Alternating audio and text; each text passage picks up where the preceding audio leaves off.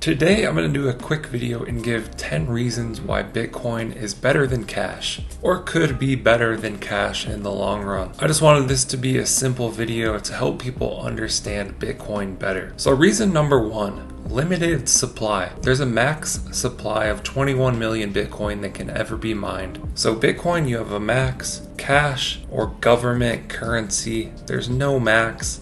They can kind of make more as they wish. Number two, visible transactions. I didn't know the technical term, but basically any transaction that's done, you can go on the blockchain explorer and view any transaction, see where any of this Bitcoin is sent. So cash, there's a lot of transactions happening even within the government that we can't see. We don't know what's going on. We don't know where that money's going. But with Bitcoin and blockchain, you can basically track every transaction. Number three, faster. So cash can be very fast if you're paying peer-to-peer or using digital transactions within your country.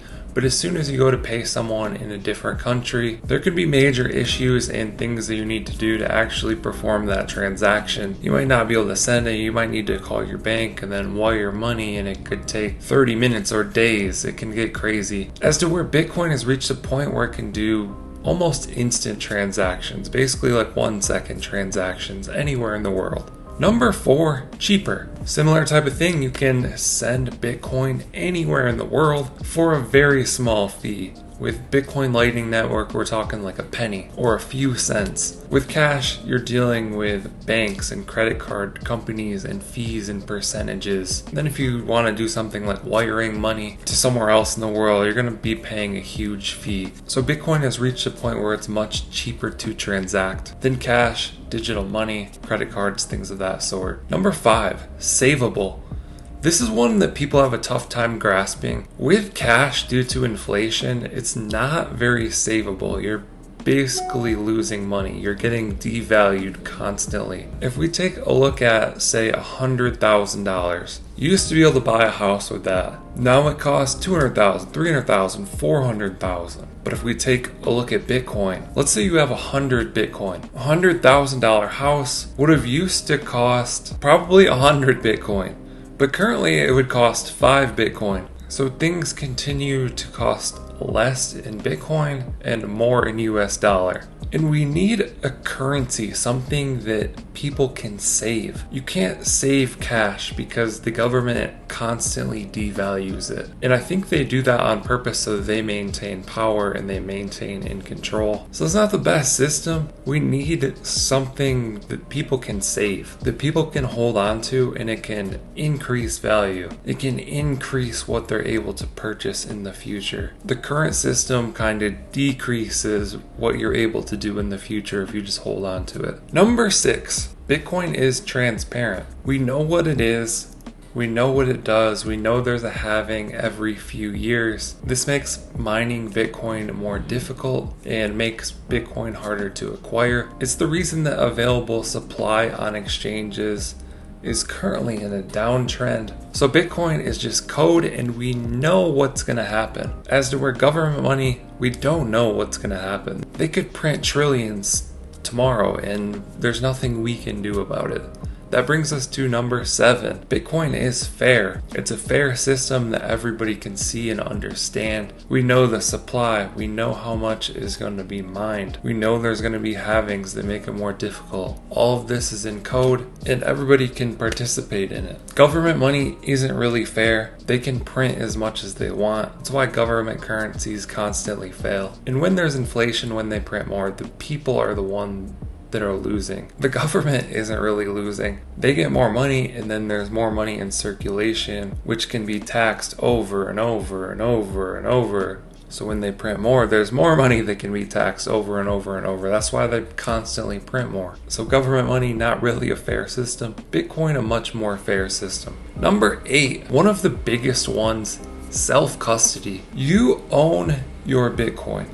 No one else owns it if you're doing it properly. A company doesn't own it, an exchange doesn't own it, the bank doesn't own it. You are in control and you own it. And if you do something wrong, that's your responsibility, which is how it should be. The current system, if a bank does something wrong, if a bank fails, and they have custody of your money and your assets, then it gets messy. Because do you get your money back? You're paying them because they technically own your house, you have a mortgage. So what happens if that bank fails? Then who owns your house? Who knows? It's better if you just have self-custody.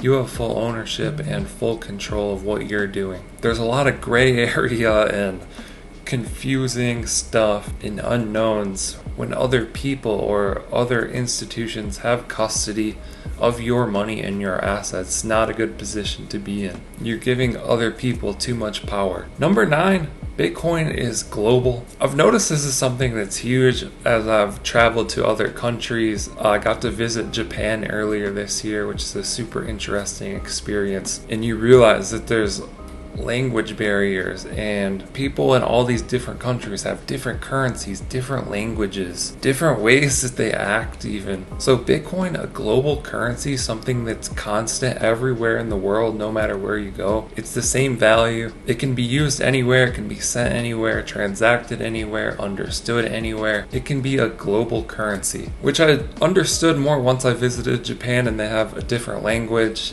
and it's harder to communicate with people. But then when you're traveling through the country, you'll see signs with icons, which I thought was interesting because iconography and even emojis and things like that are more universally or globally understood. If you have a smiley face, people know what that means. If you have an arrow, people know what that means. If you have a toilet, people probably know what that means. But you have a lot of different languages, so if someone speaks those words, they might not understand. But like global icons like arrows and a trash can icon or anything like that, something that's global is super interesting compared to a language or a government currency where you might have US dollars, but then in Japan they have yen, and there's a completely different conversion and they're always trading against each other. So yen might be down against US dollar. Depending on the day, it can go up and down. And that's just one example. There's a different currency for every country out there. It's crazy. But Bitcoin is more globally understood, globally accepted. And I think that's a vision or something to move forward. Globally understood currency, languages, icons. It's going to bring humanity to a better place. Number 10, immutable. So this kind of goes back to transparent and fair. With Bitcoin, they can't change the rules. You can't say, hey, we're going to print more, change the rules, or remove halvings, or do this or do that. It's all set in code and we know what's going to happen forever. So that makes it a fair game, a fair system, one that anyone can understand and participate in. It's not good to have a currency where the people that are holding it and saving it can just lose because the government decides, oh, we're gonna print 1 trillion more so we can pay for this, or bail out this bank, or do this with this company, and the people have no say. They're just along for the ride, like, okay, here we go again. So yeah, there's 10 reasons why Bitcoin is better than cash. I hope I described those well, made them pretty easy to understand. Just a good starting point for people to understand Bitcoin and some of its advantages over cash or government currencies. Let us know what you think down in the comments below. Like and subscribe if you want to see more videos like this. There's hundreds of tutorials and examples on my channel. Thank you guys for watching. I'll catch you in the next one.